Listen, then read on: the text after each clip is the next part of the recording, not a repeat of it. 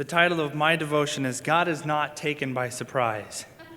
And, that song that they sang in there, it says, we see the goodness of the Lord. And sometimes in our lives, we just need to sit back and just see his goodness and not focus so much on our problems, but focus on his goodness. So I don't know what the rest of you guys have, but that it coincides right with what I got. But this is an encouragement devotion, and I'm just going to read straight through my introduction that I typed out. But I wrote this, I said, I know that there are people here that need encouragement. Some of you have family in the hospital. Some of you are at odds with your family. Some of you having job issues, and I'm sure much more that I don't know. All of these problems that life throws in our ways does not take God by surprise. In fact, we learn in James that these trials are here for our help and benefit. And just a quick thought. Think on this thought. God created a hill that he knew would become Calvary. And God made a tree that he knew would become the old rugged cross. And God grew a bush that he knew would become the crown of thorns, But anyway, my main text is going to be James chapter 1, and simply verses 2 through 5 and verse 12. It says, my brethren, count it all joy when you fall into diverse temptations, knowing this, that the trying of your faith worketh patience. And then I bolded this part, but let patience have her perfect work, that, so purpose statement, ye may be perfect and entire, wanting nothing. If any of you lack wisdom, let him ask of God, that giveth to all men liberally, and abradeth not, and it shall be given him. And then verse 12 says, blessed is the man that endureth temptations. And I have this part bolded, and I highlighted the word for when he is tried, he shall receive the crown of life, which the Lord hath promised to them that love him. Here in this portion of scripture I just read, this shows us the purpose of our trials, to mold us and make us, to change us according to his purpose, which is the perfection of the saints. Now, this doesn't mean you'll be perfect one day and completely sinless, because, even Paul, Adrian and I were talking this morning, Paul, you could say, was probably one of the greatest Christians out there, but he was not perfect by any means. But he was a perfected saint. But anyway, moving on, be thankful for a trial, because it means God has his attention on you. That's what a trial is. A trial is God's got his attention on you. He's trying to do something with you. Now again, God doesn't tempt us, and we can read in the rest of that chapter, God does not cause us to be tempted, but rather temptation is when we fall away from God, and therefore temptation can come our way. But in that temptation, or in that trial, God uses that to mold us and to make us to who we are. So we see a purpose for a trial.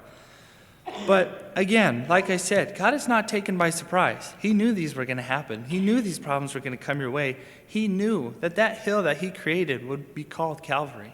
He knew that tree that he grew would become a cross. He knew that his creation would turn on him. He was not taken by surprise. In 1 John 3:20 it says, for if our heart condemn us, God is greater than our heart. But this part, and knoweth all things. God knows everything. He knows our hearts in and out. This reveals to us that God knows all things. And Matthew chapter 6 verse 8 says, be not therefore like unto them, for your Father knoweth what things ye have need of before ye ask of him. God knows what you need before you ask him. There's a song, I can't remember the name of the song, but it's by Benjamin Everson, and he sings it, but talks about that God is hearing us before we can even cry, before our tears can draw down our face, and how true that is. God knows our needs. In Psalm 139:4, for there is not a word in my tongue, but lo, O Lord, thou knowest it altogether. Before the psalmist is saying, before he can get a word on his mouth, God knows what it is. In Psalm 44:21, shall not God searcheth this out? For he knoweth the secrets of our hearts. He knows our hearts. God knows what we'll say before we can even put the words together. He knows our hearts before we know our hearts. And a lot of times we think we know our hearts, but I don't think we really do. But kind of coming to an end, I'm going to just, again, read through this conclusion. But these are only a few of the many verses in the Bible that talk about God's omniscience, which is, his ability to know all things. But God is not taken by surprise. Remember that. God is not taken by surprise when things go wrong. God knew it was coming to this. And you need to ask him for the wisdom to get you through it. We can read that in James. Ask of faith. Don't ask of vainness, but ask in faith. Nothing we're dealing with, God's like, oh, I can't take care of this. God knew it was going to happen. And this part I really want to hit on. In Exodus, excuse me. In Exodus, God heard the affliction of his people. And he told Moses, go set my people free. I hear their affliction. The Israelites are his people. But let's remember, us as Gentiles, when we become saved, we're drafted into this. God sees us just like he saw the Israelites. So you might be coming against problems and like, well, I'm not an Israelite, so, God heard their affliction, but he won't hear mine. No. Paul said in Romans that we are drafted in with him. We are part of God's people. We are his children. He looks at us as his own. So if you're coming across a problem, like I said, somebody in the hospital, family odds, job issues, as Adrian, gave his little testimony, God took care of him. He told him to take a step of faith, but God took care of him. So anyway, and my last thought is this. When the Israelites came to the Red Sea, God was not surprised.